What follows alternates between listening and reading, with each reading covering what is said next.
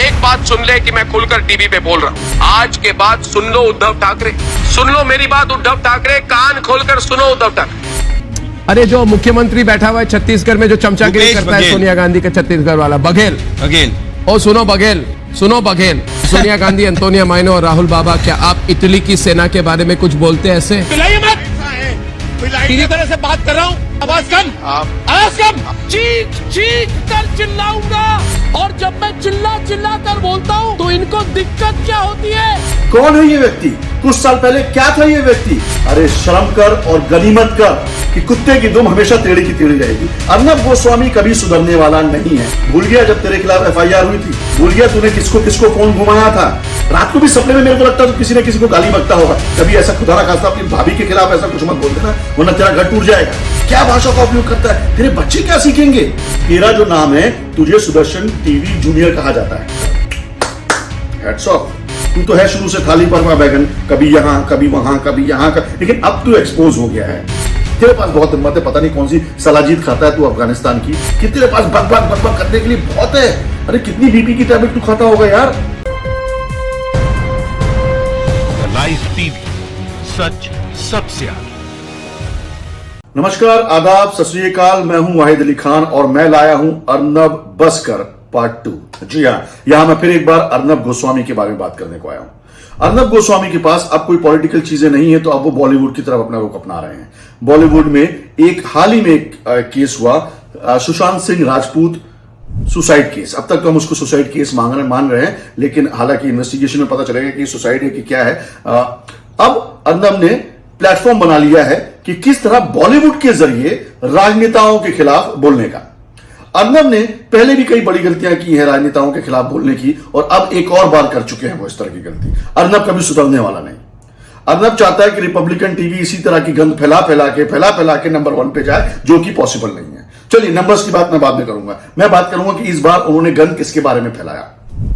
इस बार उन्होंने हिम्मत दिखाकर शेर को ललकारा। जी हां, हमारे महाराष्ट्र का शेर उद्धव ठाकरे, ठाकरे परिवार, माननीय श्री बाला साहब ठाकरे के पुत्र उद्धव ठाकरे, जो चीफ मिनिस्टर है महाराष्ट्र के।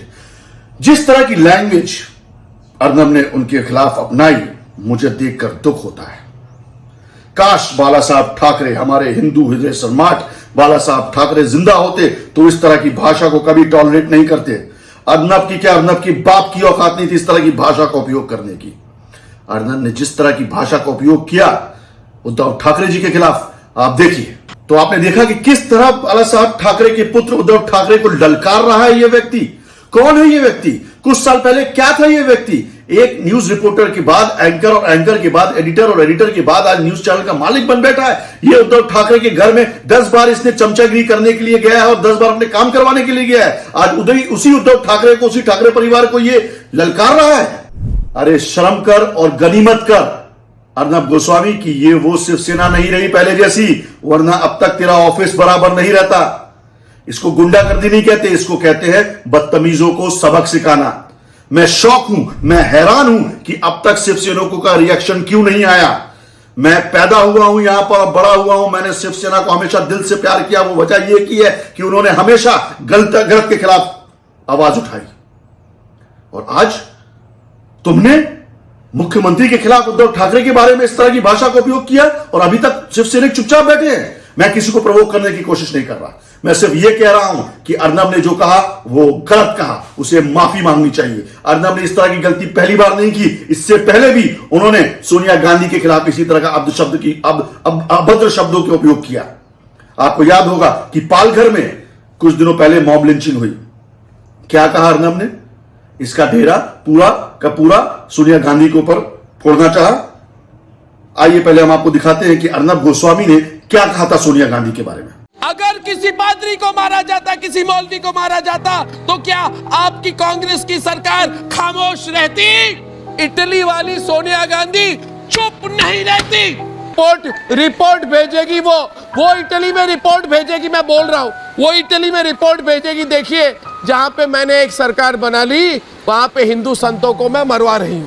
तो आपने देखा कि किस तरह अर्नब ने पालघर मामले का पूरा जो कट्ठा चिट्टा है वो सोनिया गांधी के ऊपर थोपने की कोशिश की थी। हालांकि इन्वेस्टिगेशन की रिपोर्ट आ गई।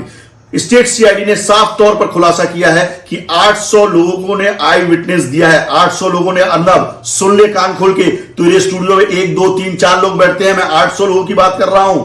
800 लोगों ने विटनेस दिया है स्टेट सीआईडी के सामने कि ये और कुछ नहीं बल्कि मॉब लिंचिंग थी। गलतफहमी का शिकार कुछ लोगों को लगा कि ये बच्चे चुराने के लिए आए और उन्होंने इस गलतफहमी का शिकार करते हुए उन लोगों को मारा, पीटा और जिसमें उनकी दुखद निधन हो गया। 100 लोगों को अरेस्ट किया गया। क्या हुआ? तूने माफी मांगी? तू माफी नहीं मांगेगा। तू तो कुत्ते की वही धुन टेढ़ी की टेढ़ी वाला लेके चल रहा है फिलॉसफी। तूने बात की बघेल के बारे में, छत्तीसगढ़ के चीफ मिनिस्टर, उनको चमचा कह दिया। चलिए देखते हैं कि किस तरह की भाषा का उपयोग किया था इस अर्नब गोस्वामी ने बघेल के बारे में। अरे जो मुख्यमंत्री बैठा हुआ है छत्तीसगढ़ में, जो चमचागिरी करता है सोनिया गांधी का, छत्तीसगढ़ वाला बघेल। ओ सुनो बघेल, सुनो बघेल, एक एफआईआर इस बात पर भी कर दो कि मैंने ये कहा कि क्या आप कभी इटली की सेना के बारे में ऐसे बोलते? तो देखा आपने कि कुत्ते की दुम हमेशा टेढ़ी की टेढ़ी रहेगी। अर्नब गोस्वामी कभी सुधरने वाला नहीं है। अर्नब गोस्वामी को पता नहीं किसका ऐसा सपोर्ट है, इसके पीछे क्या एजेंडा रहता है कि वो हमेशा इस तरह के अभद्र भाषाओं का उपयोग करता है एंकरिंग करते वक्त, कि वो भूल जाता है कि संविधान का चौथा स्तंभ कहे जाने वाला मीडिया कहां जा रहा है उसकी इस हरकतों की वजह से। अर्नब गोस्वामी के क्या पर्सनल एजेंडे हैं इन तरह की बयानबाजी और इस तरह के तर्क में?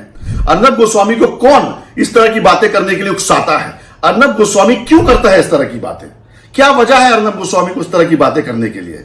अर्नब गोस्वामी पढ़ा लिखा आदमी है।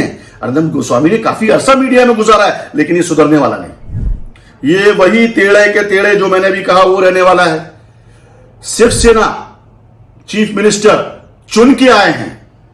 सरकार को, सीएम को चुन के लाया जाता है और इस तरह का अनपार्लियामेंट्री लैंग्वेज स्टूडियो में बोलना किस हद तक जायज है? भूल गया जब तेरे खिलाफ एफआईआर हुई थी? भूल गया तूने किसको किसको फोन घुमाया था? भूल गया कि उसी पुलिस ने फेयर इन्वेस्टिगेशन किया? अगर चाहती उद्धव ठाकरे तो तुझे सलाखों के पीछे बहुत पहले गिरबान में हाथ डालकर फेंक दिया होता, लेकिन उद्धव ठाकरे ने या महाराष्ट्र की सरकार ने ऐसा नहीं किया। लॉ के हिसाब से, कानून के हिसाब से जो कार्रवाई होनी चाहिए वो की। तू गया सुप्रीम कोर्ट, तेरी फट गई, तू सुप्रीम कोर्ट भागता हुआ गया, सुप्रीम कोर्ट ने तुझे रिलीफ दे दिया।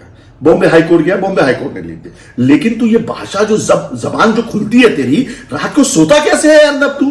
रात को भी सपने में मेरे को लगता है तो किसी न किसी को गाली बकता होगा। कभी ऐसा खुदा ना खास्ता अपनी भाभी के खिलाफ ऐसा कुछ मत बोल देना, वरना तेरा घर टूट जाएगा।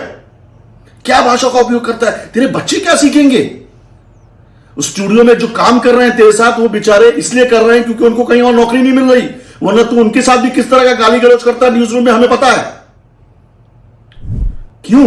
रेटिंग के लिए? अरे रेटिंग में तेरा चैनल ना कभी आगे आया था ना कभी आएगा, क्योंकि मैं वजह बताता हूं। तेरे चैनल को सुदर्शन टीवी पार्ट 2 कहा जाता है। ये जो तू कर रहा है, सुदर्शन टीवी पहले बहुत कुछ कर चुके हैं इस तरह का मामला, इस तरह की भाषा है। तेरा जो नाम है, तुझे सुदर्शन टीवी जूनियर कहा जाता है। तेरे चैनल को सुदर्शन टीवी जूनियर कहा जाता है। तू अपने आप को सुदर्शन टीवी के लाइन में लेके जा रहा है और यानी बी क्लास का तू एक्टर बन जाएगा, वहीं तेरी पिक्चरें होंगी। तू अगर नंबर 1 पे आना चाहता है तो अपनी जबान को लगाम दे, अच्छे लोगों को डिस्कशन पे बुला, अच्छे लोगों के साथ डिस्कशन कर, अच्छे डिबेट कर, अच्छे मामलों को उठा। बकरा ईद के बारे में तो तूने कुछ बोला नहीं, आज हमको मुबारकबाद तो दिया नहीं किसी भी मुसलमान को। तू बस खाओ खाओ खाओ खाओ खाओ खाओ खाओ खाओ करके आ जाता है, किसी भी चैनल में किसी को भी बैठा लेता है। और कल तेरी हिम्मत इतनी आगे बढ़ गई कि उद्धव ठाकरे के खिलाफ बोल दिया, हैट्स ऑफ। और अभी तक कोई रिएक्शन नहीं। तेरे खिलाफ तो इतनी एफआईआर हो जानी चाहिए कि अब तक महाराष्ट्र के एक एक जिला, एक एक पंचायत में कि तू तो अब तक जेल के पीछे दिखना चाहिए था। मैं हैरान हूं, परेशान हूं कि उद्धव ठाकरे जी और शिवसेना ने अब तक तुझे इसका रिएक्शन क्यों नहीं दिया। तुझे तो अभी सलाखों के पीछे होना चाहिए था। मैं नहीं कहता कि तेरे ऑफिस को तोड़ देना चाहिए, मैं नहीं कहता कि तेरे ऊपर किसी तरह का हमला होना चाहिए। मैं कहता हूं कि कानूनी कार्रवाई तेरे खिलाफ जरूर होनी चाहिए। तूने महाराष्ट्र के चीफ मिनिस्टर के खिलाफ इस तरह की बयानबाजी की और गलत शब्दों का प्रयोग किया। तू समझता क्या है अपने आप को? कौन है तू अर्नब? सुप्रीम कोर्ट का जज या बॉम्बे हाई कोर्ट का जज? अरे तू एक मामूली से एंकर, जहां 7000 न्यूज चैनल चल रहे हैं, वहां पे एक चैनल का एडिटर, और उसी चैनल का तू मालिक बन बैठा है अब। अरे भाई, इस तरह के शब्दों का उपयोग कर रहा। तू भूल गया कि बाला साहब ठाकरे माननीय प्रधानमंत्री नरेंद्र मोदी जी के कितने परम मित्र हैं, अमित शाह के कितने परम मित्र थे। तू भूल गया कि उद्धव ठाकरे आज कैसा भी हो, कोई भी सरकार में शामिल होकर सरकार चला रहे हो, वो आज भी रिलेशन सबके साथ बनाए हुए हैं। अगर तू चमचागिरी करना चाहता है नरेंद्र मोदी जी की या फिर अमित शाह जी की, तो उनको तेरी चमचागिरी की जरूरत नहीं है, क्योंकि बेटा ये पॉलिटिक्स है। आज यहां, कल वहां, परसों यहां, तरसों वहां। लेकिन तेरा क्या होगा? आज जिस उद्धव ठाकरे को तूने बुरा बोला, कल मान ले वही उद्धव ठाकरे वहां चले गए जहां तू नहीं चाहता, तो तेरा क्या होगा? तू कहां का रहेगा? तू तो है शुरू से थाली पर बैगन, कभी यहां कभी वहां कभी यहां का, लेकिन अब तू एक्सपोज हो गया है। अच्छे लोगों को बुला। अर्नब क्यों इस तरह की बकवादी करता है? बड़बड़ बड़बड़ बड़बड़, लोग तेरा मजाक उड़ाते हैं। जब वो वीडियो कल मेरे पास आया, जो भी दर्शकों को दिखाया कि तूने जो उद्धव ठाकरे के बारे में बोला, अरे लोग मजाक उड़ा रहे हैं, तुझे पागल बोल रहे हैं, तुझे मजा आ रहा होगा क्योंकि मोटी चमड़ी वाला है तू, तुझे कोई फर्क नहीं पड़ता। लेकिन यार मुझे अफसोस होता है कि तू कौन सी फैमिली से बिलोंग करता है। आर्मी फैमिली है, आर्मी बैकग्राउंड है, कुछ तो लिहाज कर, कुछ तो परहेज कर, अपनी जबान को थोड़ा इस्तेमाल अच्छी तरीके से कर। मतलब अच्छी बात नहीं है ये, मैं फ्री में राय दे रहा हूं एक बार फिर। यार बार बार मैं फ्री में राय नहीं दूंगा, अब अगली बार पैसा लूंगा तुझसे, क्योंकि मैं कंसल्टिंग के पैसे लेता हूं। बस कर अंदर, बस कर, खुदा के वास्ते, भगवान के वास्ते, वाहिगुरु के वास्ते, जीसस क्राइस्ट के वास्ते बस कर मेरे भाई। मेरे पास इससे ज्यादा हिम्मत नहीं है तेरे बारे में बोलने के लिए। तेरे पास बहुत हिम्मत है, पता नहीं कौन सी सलाजीत खाता है तू अफगानिस्तान की, कि तेरे पास बक करने के लिए बहुत है। अरे कितनी बीपी की टैबलेट तू खाता होगा यार। अपनी जान का, अपनी सेहत का ख्याल रख करना। फ्री में राय दे रहा हूं मेरे भाई, ख्याल रख। खुदा हाफिज, सत श्री अकाल, नमस्कार। लाइव टीवी, सच सबसे आगे।